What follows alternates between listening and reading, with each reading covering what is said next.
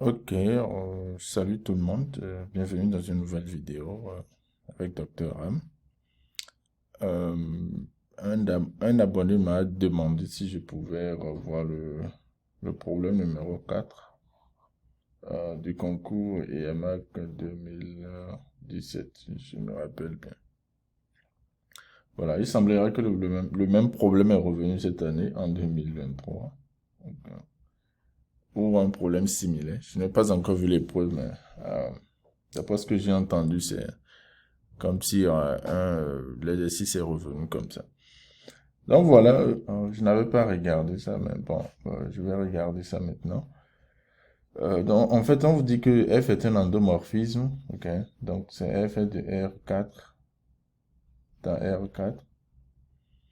Et on vous donne en fait la matrice de l'endomorphisme, qui est une matrice simple. Maintenant ici, il faut remarquer, hein, si vous regardez cette matrice déjà, vous pouvez déjà déduire, hein, que le rang de la matrice, en fait, le rang de A c'est 1. Parce qu'en fait, la seule ligne qui est indépendante ici, en fait, c'est la première ligne. Si vous regardez la première ligne, la deuxième ligne n'est que l'opposé de la première ligne. La troisième ligne est exactement égale à la première ligne. Et la dernière ligne, c'est encore l'opposé de la première ligne. Donc, en fait, vous pouvez déduire directement que, en fait, le rang de votre matrice, là, en fait, c'est 1. Maintenant, bon, mais ici, on n'a pas demandé le rang. Mais on aura besoin d'utiliser ça quand même. Donc, gardez ceci en tête. Après, on nous dit de calculer A au carré et en fonction de A, puis on déduire pour tout n plus grand, supérieur ou égal à 1, de déduire l'expression de 1 à la puissance n. Après, on dit de trouver le polynôme minimal. Après, maintenant, on dit de calculer la dimension de Kr de f. Kr de f, en fait, c'est le noyau de f. Ok, maintenant, on dit de déduire à partir de là que A est diagonalisable. Trouver le polynôme caractéristique de A et puis après trouver une base B' euh, de vecteur propre de F. Donc voilà, c'est un exercice intéressant. Donc on va parler. Voilà, ça c'est 2017. Bah, similaire à ce que vous avez en 2023. Je ne sais pas quel numéro. Mais un exercice comme ça est apparu. Donc, dans la matrice de l'endomorphisme, la première question, en fait, c'est de calculer le carré de A. Ça, c'est direct, c'est une question qui est directe. Vous faites seulement A fois A. A au carré, ça fait A fois A. Et si vous calculez bien, vous devez arriver à cette matrice-là. Je ne montre pas les détails ici, mais A au carré, ça vous donne ceci. Et si vous comparez ça à A, vous allez voir qu'en fait, ça fait moins 2A. Donc, vous avez A au carré qui nous donne moins 2A. Ça, c'est simple. Ça, c'est la première question. OK? Donc, A au carré, ça fait moins 2A. Après, maintenant, on dit de déduire A à la puissance n pour tout n plus supérieur ou égal à 1. Bon, il faut constater que A au carré, ça fait moins 2A. Ça fait en fait moins 2 à la puissance 1, A. A au cube, si vous calculez, A au cube, ça fait simplement A au carré fois A. Donc, ça va faire moins 2A fois A. Ça fait moins 2A au carré. Et vous aussi, vous remplacez A au carré par moins 2A, vous allez arriver à 2 à la puissance 2A. OK. Et puis A à la puissance 4, vous allez trouver ceci. Donc, par conjecture, vous voyez la conjecture, c'est clair. C'est que A à la puissance n, ça fait simplement, vous avez un moins 1 à la puissance n moins 1. OK. Et puis, vous avez 2. Il y a un A ici. 2 à la puissance n moins 1. A. Simplement. Donc ça, c'est la conjecture. Vous allez voir que c'est même vérifié pour lorsque n est égal à 1, parce que a est égal à 1. Donc si vous remplacez dedans, vous allez voir en fait que... euh, donc voilà, c'est juste la conjecture. Je ne pense pas qu'il faut se peiner à montrer ça n'a pas récurrence, parce que c'est une déduction, là, de déduire. Donc vous observez en fait ce qui se passe et vous donnez simplement ça. Maintenant, la question qui suit, maintenant, on dit de voir le polynôme minimal de A. Ça aussi, c'est très simple. On va utiliser, en fait, ce qu'on avait montré, ce qu'on a fait au départ. On a vu que A au carré, ça nous donne 2A, moins 2A. OK. Ceci voudra dire que A au carré plus 2A égale à 0. Simplement. Donc, qu'est-ce que ceci voudra dire? Ceci voudra dire que x au carré plus 2x est un polynôme annulateur de A. Ok? Donc, vous avez ceci qui est un polynôme annulateur de A. Maintenant, on sait que le polynôme minimal plutôt, le polynôme minimal, c'est ce polynôme-là. Ça divise tout polynôme annulateur de votre matrice. Donc, vous avez un polynôme annulateur de la matrice. Le polynôme minimal doit diviser ce polynôme annulateur. Maintenant, ça veut dire que le polynôme minimal de A, en fait, ça a fait un x à la puissance alpha, facteur de x plus 2 à une puissance bêta. Maintenant, alpha, c'est entre 0 euh, au 1, parce que si vous regardez le polynôme annulateur ici, ceci, en fait, vous pouvez écrire toujours, vous pouvez écrire sous cette forme-là, x plus 2. Donc, alpha ici doit être entre 0 et la puissance de x ici. Et bêta aussi, c'est entre 0 et la puissance de x plus 2, en fait. Donc, on a ces relations-là pour alpha et bêta. Maintenant, qu'est-ce qu'il faut faire? Il faut chercher, il faut voir les possibilités. C'est-à-dire, vous pouvez avoir alpha peut donner 0. Si alpha 0, bêta 0, vous avez un qui n'est pas ce qu'on veut. Ok. Donc, ceci n'est pas possible. Maintenant, pour prendre alpha est égal à 1, bêta est égal à 0, donc vous avez x. On voit clairement que a n'est pas égal à 0. Donc, ce n'est pas un polynôme. Ça ne l'annule pas. Maintenant, lorsque alpha est égal à 1, bêta est égal à 0, bêta est égal à 1, alpha est égal à 0 aussi ne marche pas. Donc, vous verrez en fait que ce qui marche, en fait, c'est juste le polynôme qu'on avait trouvé. Dans le polynôme minimal, en fait, ça fait simplement ceci, qui est le polynôme minimal. Donc, ce que je dis, c'est que vous testez les polynômes, là. Je vais répéter ceci. Donc, vous allez tester x. Vous testez x, x plus 2. Ok. Et vous allez voir que ces deux ne marchent pas. Et puisque ces deux ne marchent pas, la seule possibilité qui reste, en fait, c'est que vous avez x. Facteur de x plus 2. On voit que ceci marche. Donc, en fait, c'est juste notre polynôme minimal. Ça aussi, c'est direct. Maintenant, on demande de chercher la dimension, en fait, dim de kerf de f. Kerf, en fait, c'est le noyau. Rappelez-vous, kerf d'un endomorphisme, c'est le noyau. Noyau de votre endomorphisme. Ok. Donc, on veut le noyau. Et par définition, le noyau, ça fait l'ensemble des x là qui appartient à R4 tel que AX égale à 0. Donc, vous multipliez la matrice de l'endomorphisme par x, ça doit vous donner 0. Si ceci arrive, ça veut dire que x, en fait, appartient au noyau de l'endomorphisme. Mais non, x, en fait, ici, c'est un vecteur. Hein, c'est un vecteur de dimension 4. Donc, j'écris x comme x1, x2, x3, x4 avec les x1, x2 éléments de R. Donc, transposer de ça. Donc, ax égale à 0, simplement. Ça revient simplement à ceci. Rappelez-vous que on a vu que notre matrice là, en fait, c'est une matrice, le rang de la matrice c'est 1. J'avais dit ça là au départ. Donc, si vous mettez 1 x1, x2, x3, x4 égale à 0, en fait, vous allez voir que toutes les lignes vont vous donner, vous aurez 4 équations, bien sûr, mais ça reviendra à la même équation, parce que la deuxième équation sera simplement l'opposé de la première équation. Donc, on n'a pas besoin d'écrire tout ceci. Simplement, le noyau, en fait, donc ce que je disais, le noyau, on vient ici au niveau du noyau, ça va simplement revenir à la première équation égale à 0. Ok. Maintenant, ceci, en fait, c'est un hyperplan ou quelque chose qui vire, un plan en dimension 4. Ok. Maintenant, qu'est-ce qu'il faut? Comment résoudre ceci? On peut tirer x1, on peut simplement dire, on peut pas trouver les solutions puisque ça a plusieurs solutions.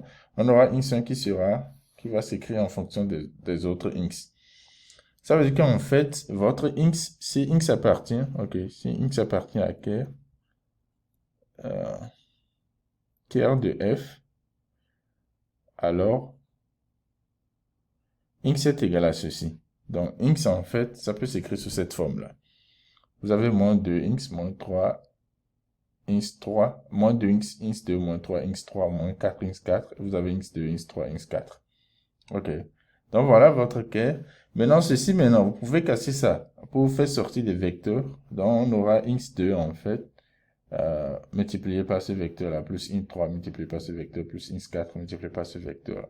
Donc, ceci, un vecteur de cette forme-là, peut s'écrire sous la forme de ce que nous avons ici.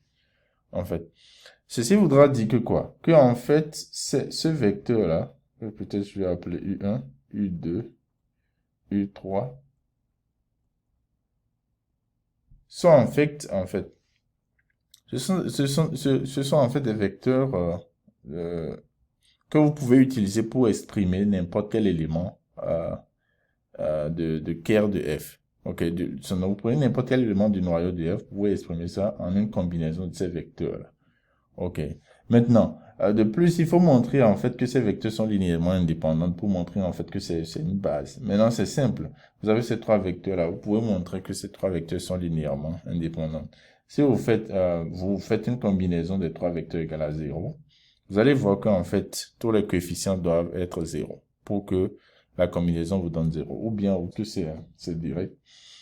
Donc, en plus, vous voyez, maintenant, on a ceci. Ok. Ça veut dire qu'en fait, tout ce que nous avons ici, en fait, les vecteurs sont linéairement indépendants. En plus, les vecteurs génèrent, ce sont des générateurs de Ker de F. Donc, simplement, ça constitue une base de Ker de F dans la dimension de Ker de F, ça fait 3. Donc, vous avez la dimension de votre noyau, du noyau de l'endomorphisme qui fait 3, ok, qui est direct. Maintenant, vous pouvez déjà voir ce qui se passe ici, hein. On voit en fait que Ker de F est en fait à peu dimension 3 et les vecteurs là ne sont pas des vecteurs nuls. Ok. Ceci voudra dire que quoi? Que directement, ça veut dire que votre endomorphisme a 3, vous avez déjà 3 vecteurs propres de l'endomorphisme qui sont associés à une valeur propre égale à 0. Parce que rappelez-vous, Ker de F c'est A, x égale à 0. Ok. On peut écrire ça comme AX égale à 0 fois x. Donc, en fait, c'est que vous cherchez les éléments, vous cherchez en fait des vecteurs propres qui a pour valeur propre 0. En fait, si ces vecteurs ne sont pas des vecteurs nuls, alors ce sont des vecteurs propres. Donc, on a vu 3 vecteurs qui ne sont pas des vecteurs nuls, ok, mais qui vérifient ça. Donc, ces vecteurs sont automatiquement des vecteurs propres de votre endomorphisme ou de la matrice de votre endomorphisme. Donc, vous avez en fait, Ker de F, en fait, c'est un espace propre de l'endomorphisme. Et cet espace propre a pour dimension 3. Ok, on va utiliser ça pour déduire que la matrice est diagonalisable. Maintenant, on dit de déduire maintenant que la matrice A est diagonalisable. C'est une question un peu technique, mais voici ce qu'il faut faire. On a vu que la dimension de Ker de F égale à 3. Donc, ça veut dire que, qu'est-ce que ça veut dire? Ça veut dire en fait que la dimension de l'espace vectoriel propre associée aux valeurs, à la valeur propre égale à 0 est égale à 3. Ok. Donc, qu'est-ce que je veux? Je veux dire par espace vectoriel propre. En fait, un espace vectoriel, quand vous avez un endomorphisme, ou bien une application linéaire, on vous donne la matrice de l'application linéaire. Qu'est-ce que vous faites? Vous cherchez en fait les valeurs propres et les vecteurs propres. Maintenant, chaque valeur propre, à chaque valeur propre sera associé un certain nombre de vecteurs propres. Si ces vecteurs propres-là sont linéairement indépendants, alors ils forment un sous-espace vectoriel de l'ensemble, en fait, de votre ensemble de départ de l'endomorphisme. Et sous ce sous-espace vectoriel, on appelle ça un sous-espace vectoriel propre. OK. Donc, nous avons ceci, le Ker, ça fait 3, ça veut dire que la dimension du sous-espace vectoriel propre associé à lambda égale à 0. Rappelez-vous que lambda, ce que j'appelle lambda ici, lambda, c'est valeur propre. Valeur propre. OK. Ça fait 3. Maintenant, je vous ai donné un argument, j'ai dit que le rang de la matrice, en fait, ça fait 1. Parce qu'on a vu, il y a une seule ligne qui est indépendante, en fait. toutes les autres lignes dépendent de la première ligne. Donc, directement, le rang, ça fait 1. Maintenant, c'est quoi le rang, en fait, d'une matrice? Il y a une autre façon de penser au rang d'une matrice. Le rang d'une matrice, c'est pourquoi je dis que l'argument est technique. Mais si vous pensez à ça, en fait, ça vous donne, en fait, la dimension, ok? Je vais dire, la dimension ou la somme de dimensions des sous-espaces vectoriels associés, en fait, à des valeurs propres qui ne sont pas 0. Ok. Donc, on a vu que rang, ça donne 1. Ça veut dire que dimension de sous-espace vectoriel propre associé à lambda, tel que lambda n'est pas égal à 0, est égal à 1. Ok. Maintenant, nous allons additionner les deux là. Nous additionnons ceci et ceci. En fait, le rang de la matrice et la dimension de votre curve, ça vous donne 4. Et ceci ne fait que compter. Cette somme-là, ça compte simplement la multiplicité géométrique, en fait, de vos valeurs propres. Et on sait que lorsque la multiplicité géométrique est égale à la dimension de la matrice, ceci voudra dire que la matrice est diagonalisable. Ok. Donc, nous avons ceci, en fait, là, je vais répéter cet argument-là parce que c'est un peu technique. Ici, nous avons montré, en fait, que le curve, ça a pour dimension 3. La dimension du noyau, c'est 3. Ok. Et je vous ai dit, en fait, que le noyau de votre endomorphisme, en fait, ça compte, en fait, combien de, la dimension plutôt du noyau, ça compte combien de vecteurs propres vous avez qui sont indépendants, linéairement indépendants, et qui sont associés, en fait, à la valeur propre égale à 0. Ok. Donc, on sait d'office que nous avons 3 vecteurs propres qui sont linéairement indépendants, associés à une valeur propre égale à 0. Maintenant, le rang de la matrice, il faut y jeter un coup d'œil. On voit que le rang, ça nous donne 1. Ça veut dire qu'en fait, que nous avons en fait un autre vecteur propre associé à une valeur propre qu'on est sûr qui n'est pas 0. OK. Maintenant, puisque c'est 1, ça veut dire que c'est un seul vecteur propre. Donc, ici, ça veut dire que au total, maintenant, on additionne pour la matrice. Là, on voit que la matrice a en fait 4 vecteurs propres qui sont linéairement indépendants. Et simplement, puisque la matrice est une matrice d'ordre 4, ça a 4 vecteurs qui sont linéairement indépendants. Donc, simplement, ça veut dire que notre matrice est diagonalisable. J'espère que l'argument là est clair pour tout le monde. C'est ce que on veut en fait. C'est ce que le problème. C'est comme ça qu'on voudrait que vous répondiez à cette question-là. OK? Donc voilà, à part ça, je pense que tout est direct. On demande le polynôme caractéristique de A. Ça, tout le monde sait comment on fait ça. OK? Donc, vous calculez ça, vous devez arriver à ceci. Vous devez arriver à lambda. Dans lambda, valeur propre. Valeur propre. Donc, vous arrivez à ça. Vous trouvez ceci. Donc, vous voyez que les valeurs propres, en fait, c'est 0. On a trouvé 0. C'est pas étonnant que vous trouviez 0. Parce que on a vu, en fait, que dimension du noyau, ça fait 3. Donc, ce n'est pas 0. Donc, ça veut dire que 0 doit être, lambda égale à 0 doit être une valeur propre. Maintenant, on trouve lambda égale à moins 2. Donc, ça, c'est les deux valeurs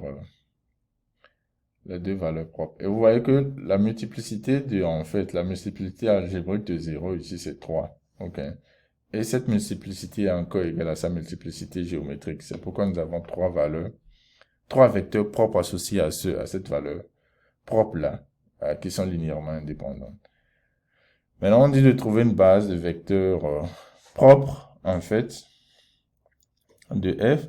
Donc, pour lambda égale à 0, il faut chercher les vecteurs propres. C'est déjà donné. C'est les vecteurs qu'on a trouvés ici, là. C'est ça. Ces 3 vecteurs-là, ce sont directement les vecteurs propres qui sont associés à lambda égale à 0. On n'a même pas besoin de faire de calcul, là. Maintenant, pour lambda égale à moins 2, j'ai mis 2 ici, mais c'est moins 2. Pour lambda égale à moins 2, vous allez voir que en fait, si vous faites le calcul, vous allez trouver ce vecteur-là, moins 1, 1, moins 1, 1. Vous pouvez vérifier que, en fait, si vous multipliez la matrice par ce vecteur, vous allez voir que, en fait, ça vous donne 2 fois ce vecteur-là. Donc, si vous multipliez ceci par moins 1, 1 moins 1, 1 moins 1, vous allez voir que ça vous donne, en fait, 2 fois ça. Donc, voilà un peu Donc, vous avez ça comme vecteur propre. Dans la base B' qu'on est en train de demander, de vecteurs propres, en fait, ça fait seulement ces quatre vecteurs-là. Donc voilà l'exercice, un peu la fin de l'exercice. Euh, donc voilà un peu. Si vous avez des questions posées, laissez-moi des commentaires, puis je vais répondre. Mais je pense que la partie technique, c'est ceci. Le reste, euh, c'est simplement des calculs et application des théorèmes. Euh, donc voilà l'exercice numéro 4 du concours ASECNA 2017. Je vais regarder le concours de cette année. Je n'ai pas encore regardé, mais je vais voir ça et peut-être faire des commentaires là-dessus. Donc, soyez connectés pour plus de contenu. À la prochaine fois.